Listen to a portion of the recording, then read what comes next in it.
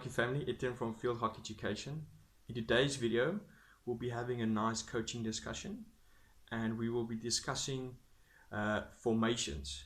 And the specific formation we will be talking about is the blocker system.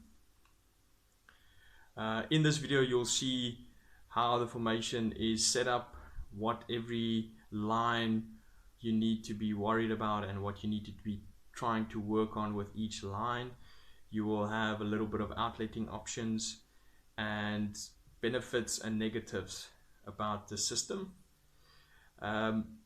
You as a coach, obviously, you will have more different ways of outletting. This is just a little base type of formation where I just give you some sort of outletting that you can do and the formation. But you as a coach, you can change the formation as well. There's different ways of using this blocker system. And we can have a nice little discussion in the comment section. I mean, we're all coaches, we all want to learn. So if you have something that we can add or try and help other coaches, we can do that in the comment section. But I hope you enjoy this video, and I hope you can use the system in your team going forward. Thank you for watching this video, and let's go. If you have not subscribed yet, please click that little icon in the bottom corner. Please like this video because it shows the support towards my channel. Thank you for all the support so far in this channel. I really do appreciate it. And enjoy the next video.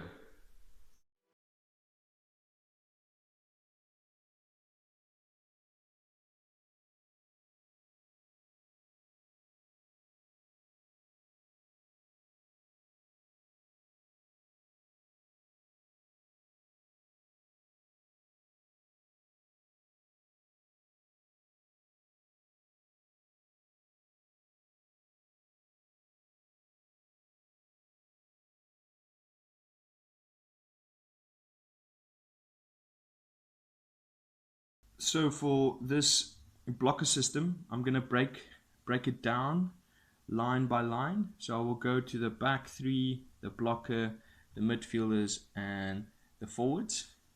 And then I will put it into one big clip so you can go through all the formation as a coach, and then you can relay the information a lot better to your players.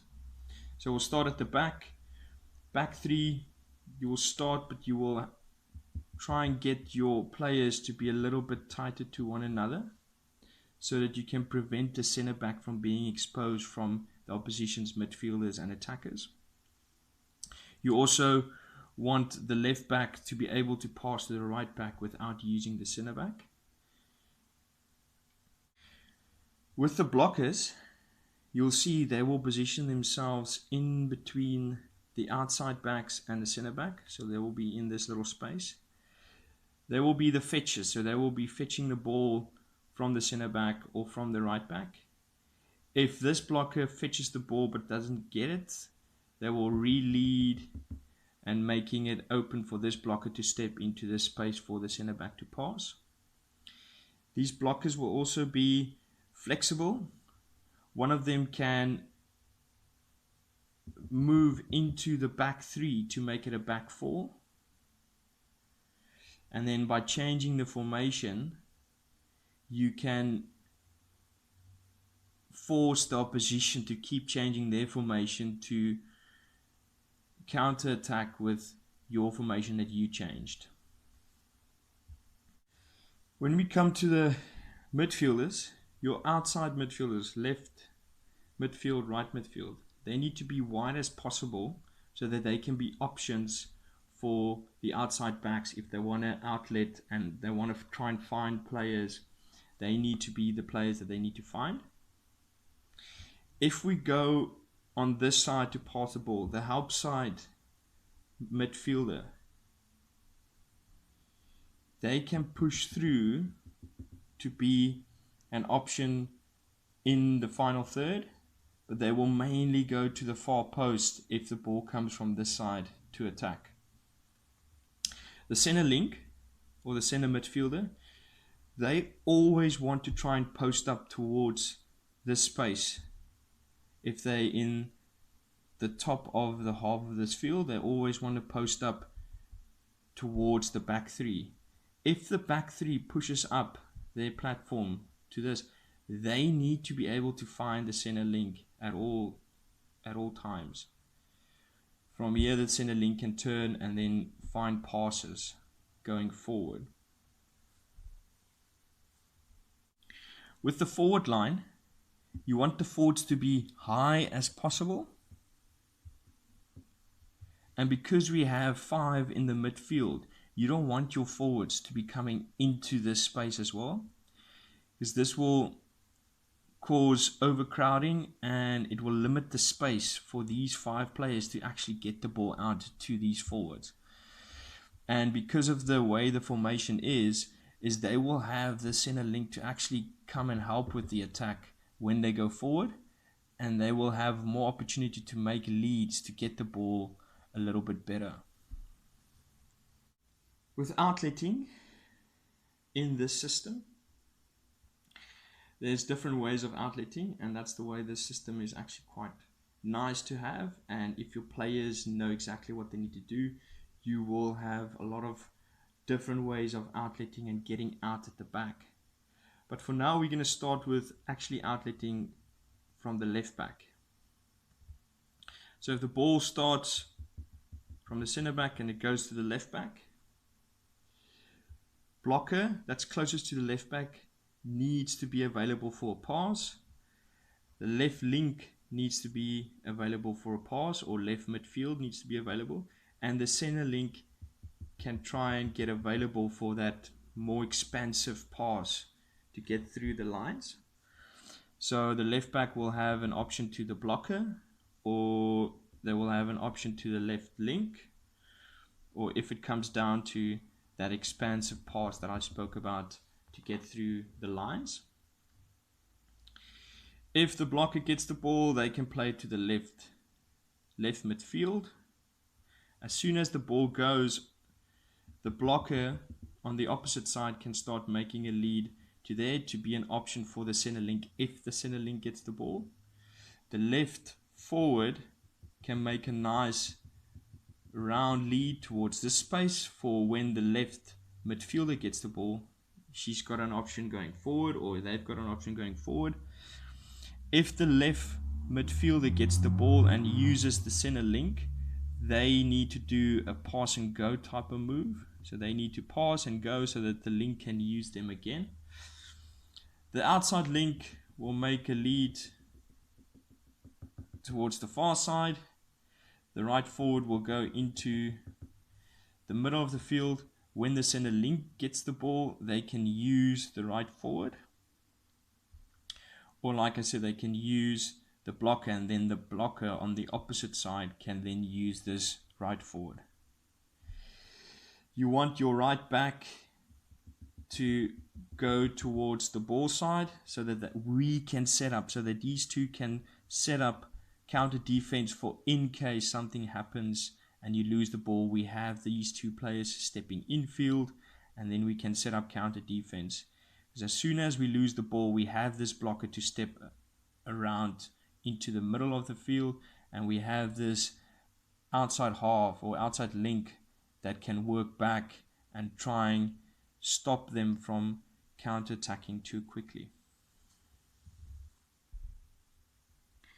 The outletting on the right hand side will be more or less the same as on this side. We'll use the blocker in, you'll have the blocker as an option, the right link as an option, and center link. But now these different types of lead, the right forward will make that round lead, this left link will make the far side lead, and the left forward will make this lead going infield. But it's more or less the same way that you want to get it. These outletting options will not always work, because in field hockey it does change. So that is why I'm trying to show you different ways of outletting to get the ball forward.